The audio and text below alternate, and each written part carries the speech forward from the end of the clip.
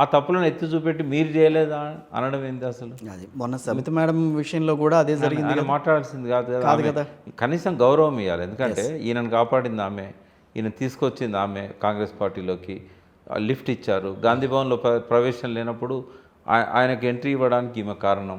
జాతీయ స్థాయిలో ఈయన గౌరవం పెంచడానికి ఆమె కారణం. ఆమె కార్తిక్ రెడ్డి.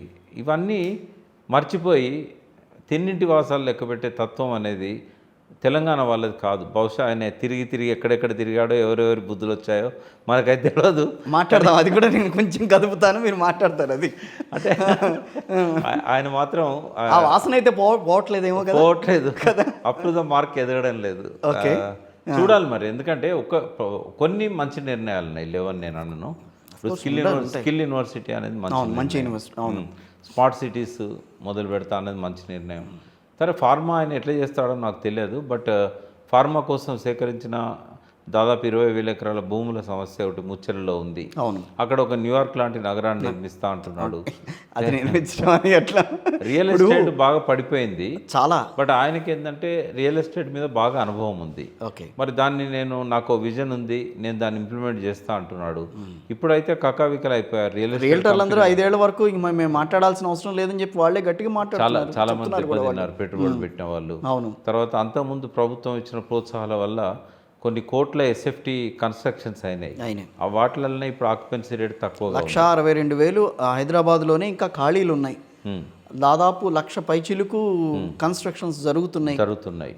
ఇవన్నీ కూడా ఎక్కడికి వెళ్ళాలి, ఏంటి, ఎవరు దీనికి బాధ్యులు అని చెప్పి మాట్లాడుతున్నారు రేటర్స్ కొంతమంది. కొంచెం ఈ పాలసీస్ అనౌన్స్ చేసినట్టయితే. ఇంకొకటి ఆయన చేసిన పెద్ద బ్లండర్ ఏంటంటే, అప్పులు ఉంటే దిగమింగుకోవాలి, బయటపడి చెప్పుకోకూడదు. ఇప్పుడు మీకు సస్టైన్ కావడానికి మీకు డబ్బులు కావాలి. నాకు అప్పులున్నాయి, నేను అప్పుల కుప్పనైనా అని మొత్తుకుంటే మీకు ఎవరైనా అప్పిస్తారా? ఎవరెవరు. అందుకే ఆయన చేసిన రాంగ్ స్ట్రాటజీ. వాస్తవంగా తీర్చలేనని అప్పులేని తెలంగాణకు లేవు. అప్పులు అంటే ఆ మాట అంటాం కూడా గతంలో ఉన్న 10 ఏళ్ల పాలన అంతా కూడా అప్పులమయమైంది. దానివల్ల అది చెప్పొద్దు. ఆయన ఏం చెప్పాలంటే, ధనిక రాష్ట్రం కాస్త అప్పుల రాష్ట్రం అయిందని మాట్లాడడం కదా.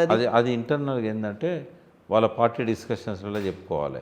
బయటకు ఏం చెప్పాలంటే, మా ధనిక రాష్ట్రమే ఒకప్పుడు 45,000 కోట్ల రెవెన్యూస్ ఉన్న రాష్ట్రాన్ని 2014లో లాస్ట్ 10 ఏళ్లలో ఈ ప్రభుత్వాలు 1,10,000 కోట్ల రెవెన్యూస్కు తీసుకెళ్ళాయి.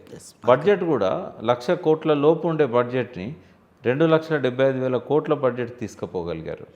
అంటే కొంత ద్రవ్యలోటు అవన్నీ ఉన్నా కూడా బడ్జెట్ బాగుంది, మాది పెరుగుతున్నది, గ్రోయింగ్ స్టేట్ ఇది. లాస్ట్ 10 ఇయర్స్లో గ్రోత్ రేట్ చూసినట్టయితే కోవిడ్ కంటే ముందు గ్రోత్ రేటు దాదాపు 17% ఉంది. ఏ రాష్ట్రానికి ఉంది 17% గ్రోత్ రేటు? కోవిడ్లో దేశమంతా మైనస్ గ్రోత్ రేట్ ఉంటే భారతదేశం కూడా మైనస్ గ్రోత్ రేట్, తెలంగాణ +2 ఉంది. తర్వాత కోవిడ్ కంటే ముందు సంవత్సరము 21% గ్రోత్ రేట్ ఉంది.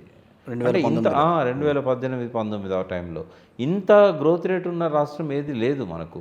తర్వాత ఈ విషయాలు నేను చెప్పడం కాదు, చంద్రబాబు నాయుడే స్వయంగా తెలుగుదేశం పార్టీ కార్యకర్తల సమావేశంలో మొన్న వచ్చినప్పుడు అసలు ఇక్కడ మాట్లాడాడు, అసెంబ్లీలో కూడా మాట్లాడాడు. ఆంధ్రప్రదేశ్ అసెంబ్లీలో తెలంగాణ ఎంత ఎదిగిపోయింది, తలసరి ఆదాయంలో దేశంలోనే గుజరాత్ను, మహారాష్ట్రను అధిగమించి నంబర్ 1గా పోయింది అని ఇక్కడ మాట్లాడాడు. తర్వాత నేను అనుకున్నాను కానీ చాలా డెవలప్ చేశాడు, అసలు పైనుంచి విమానంలో వస్తున్నప్పుడు నేనే ఆశ్చర్యపోయాను, నేను మొదలుపెట్టిన హైటెక్ సిటీ ఇంత ఎదిగిపోయిందా అని చెప్పి అనుకున్నాను. తర్వాత అక్కడ అసెంబ్లీలో మాట్లాడుతూ నేను అవినీతి ఉందనుకున్నాను కానీ అంతగా లేదు అని అన్నాడు. అంటే ఇవన్నీ రేవంత్ రెడ్డి గారు గౌరవించే చంద్రబాబు నాయుడు గారే ఇట్లా మాట్లాడుతున్నప్పుడు మళ్ళీ దాన్ని భిన్నంగా ఆయన అసెంబ్లీలో మాట్లాడితే ఏమనుకుంటారు? అది కరెక్ట్ కూడా కాదు కదా. అభివృద్ధిని ఎవరు డినై చేయడానికి లేదు. మొన్న ఒక ఇంటర్వ్యూలో కోదండరామ్ గారు కూడా అన్నారు, న్యూస్ లైన్ ఇంటర్వ్యూలో అన్నాడు, అసలు మేము ఆశించిన దానికంటే ఎక్కువ అభివృద్ధి జరిగింది తెలంగాణలో, కానీ కేసీఆర్ గారు తన అహంకారంతో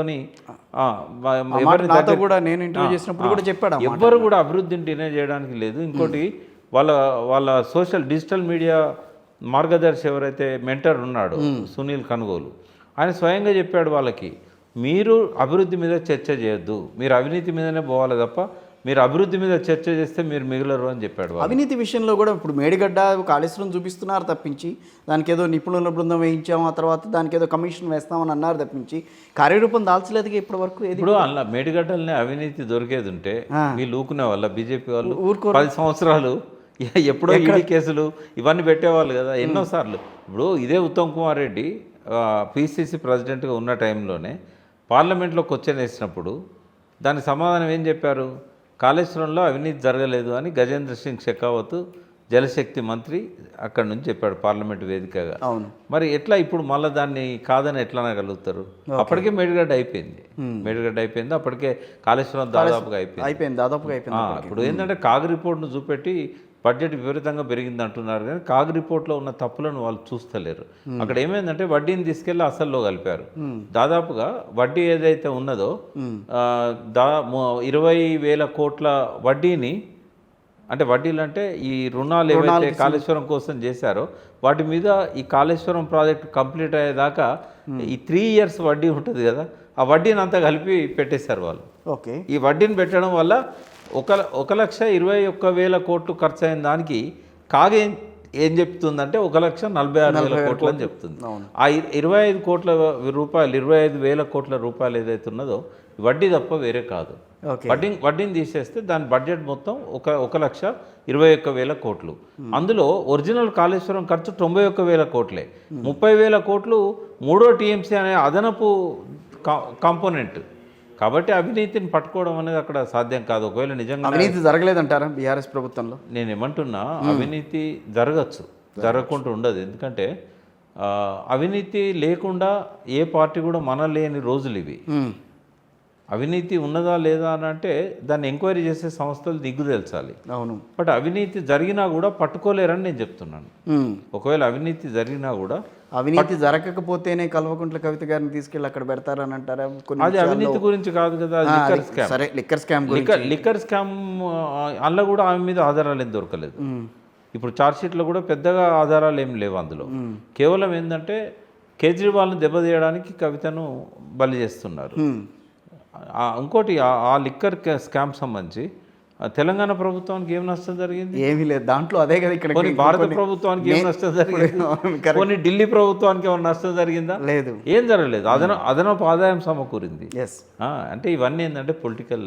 ఇది కేసీఆర్ మీద ఆరోపణ కూడా ఏంటంటే పొలిటికలే అది. కానీ అక్కడ ఆ రోజు ఆ మేడిగడ్డ కుంగడం వల్ల కరెక్ట్ అదే టైంలో కావడం ఆయన దురదృష్టం, అది బలం చేకూరింది. రైట్.